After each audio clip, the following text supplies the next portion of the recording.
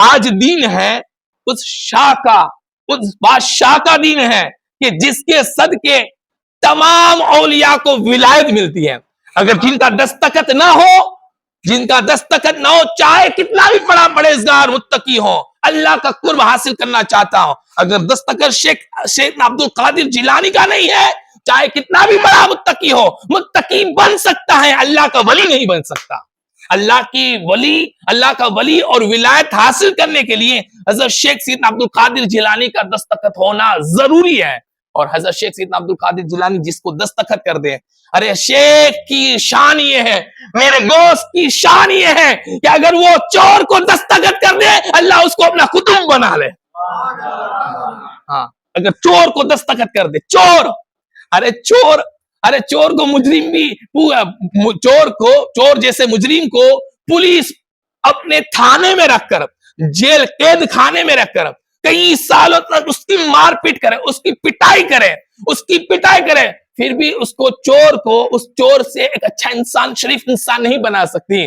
مگر میرے گوشت کی ایک نظر لگ جائے، اس پر ایک نظر پڑ جائے تو وہ چور قطب بن جائے اور اس کو خضر علیہ السلام ڈیوٹی پر لگا لے. میرے گوشت کی شان یہ ہے. اور کیوں نہ ہو، میرا گوشت آپ دیکھیں، والد کی طرف سے حسنی ہے، امام حسن کی اولاد ہے، اور والدہ کی طرف سے امام حسین کی اولاد ہے، اور مجمع بحرین ہے، مجمع بحرین. اے خضر، مجمع بحرین ہے دریا تیرا، یعنی دو دریا جہاں ملتے ہیں نا، اس ذات کا نام حضرت شیخ سیدنا عبد القادر جیلانی ہے. حضرت فاطمہ الزہرا اور علی ملے، دو نہریں جاری ہوئی، ایک حسنی نہر، ایک حسینی نہر. اب یہ جو دونوں نہریں ایک جگہ پر جمع ہوئی تو جو نہر نکلی، اس نہر کا نام نہر قادری ہے. اس نہر کے مالک، اس نہر کا نام حضرت ذات شیخ عبد القادر جیلانی رضی اللہ تعالیٰ عنہ. حضرت شیخ سیدنا عبد القادر جیلانی رضی اللہ تعالیٰ عنہ کی آپ زندگی اٹھا کر دیکھیں تو آپ کے والد محترم کا نام ابو صالح موسیٰ جنگی دوست ہے. ابو صالح آپ کی کنیت ہے. موسیٰ حضور گوشت پاک کے والد صاحب کا نام ہے موسیٰ، اور آپ کا لقب جنگی دوست ہے. یہ جنگی دوست لقب کی وجہ مورخین نے اس طرح بیان کی ہے کہ حضرت ابو صالح موسیٰ جنگی دوست، حضور گوشت پاک کے والد محترم، آپ جا رہے تھے بازار میں تو حکومت کے چند لوگ شراب کی سپلائی کر رہے تھے. اور آج کل تو باکس میں شراب کی بوتلیں ادھر سے ادھر ہوتی ہے، شراب کی سپلائی جو ہو رہی ہے نا آج کل باکس میں ہو رہی ہے. حضور گوشت پاک کے والد محترم کے زمانے میں شراب کی جو سپلائی تھی نا، وہ مٹکے پہ ہو رہی تھی، مٹکے کے اندر. حضور گوشت پاک کے والد صاحب بازار سے نکلے تو سپلائی ہو رہی تھی. چند لوگ حکومت کے آدمی تھے، حکومت کی جو ہے نا آج کل بھی سیاسی جو لیڈر ہوتا ہے، اس کی میٹھی نظر میں یہ سارے کام کیے جاتے ہیں. تو اس وقت بادشاہ کی میٹھی نظر میں یہ کام ہو رہے تھے.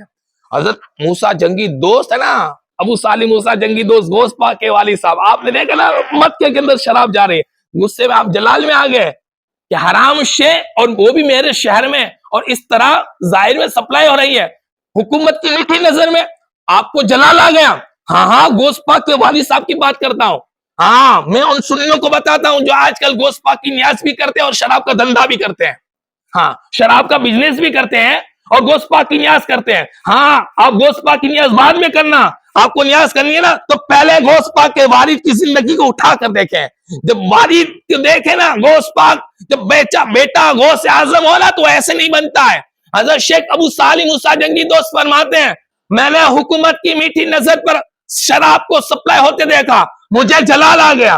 میں نے عصا اٹھایا، ایک ایک مٹکے کو توڑ دیا.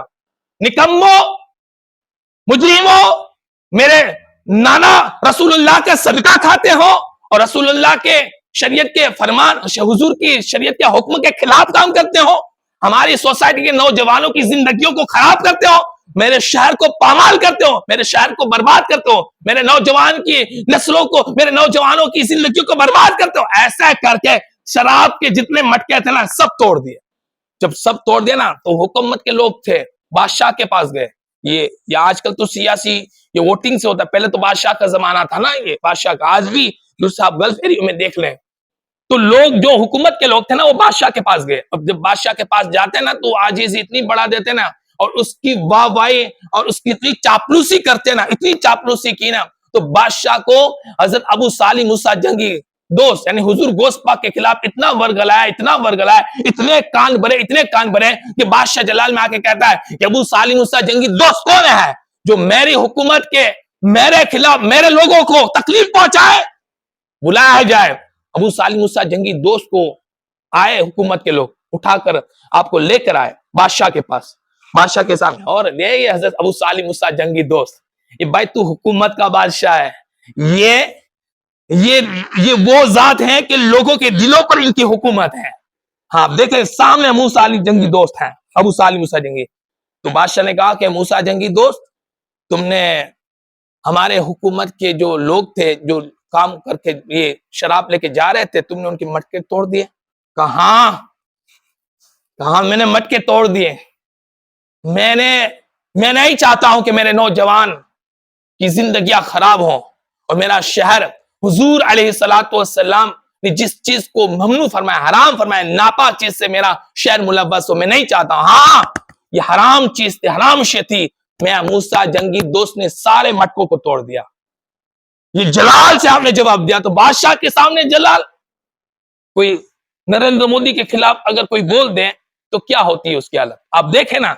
یہ بادشاہ کے خلاف اگر یہ بادشاہ تھے, بادشاہ ایسے روب کے ساتھ بولے ہاں میں نے توڑے, تو بادشاہ نے کہا کہ آپ کو کس نے حکم دیا تھا؟ میں بادشاہ ہوں, میں حکم دیا تھا تو بات صحیح تھی, آپ کو کس نے حکم دیا؟ اب سنیں نوجوان, سنیں اس بات کو, اگلے والے جملے کو سنیں.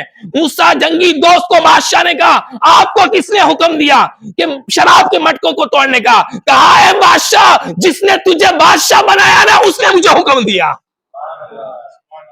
جس نے تجھے بادشاہ بنایا نا اس نے مجھے حکم دیا.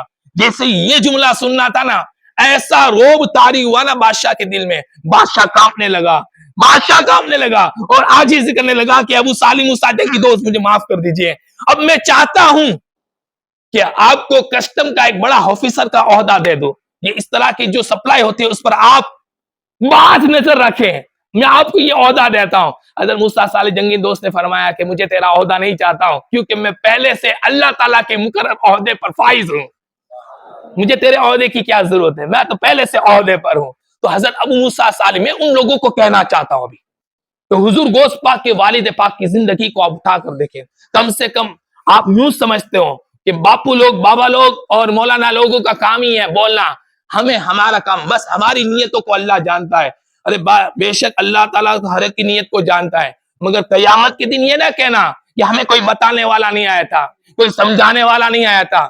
ہم آ کر بتاتے ہیں, آپ کو بتاتے ہیں.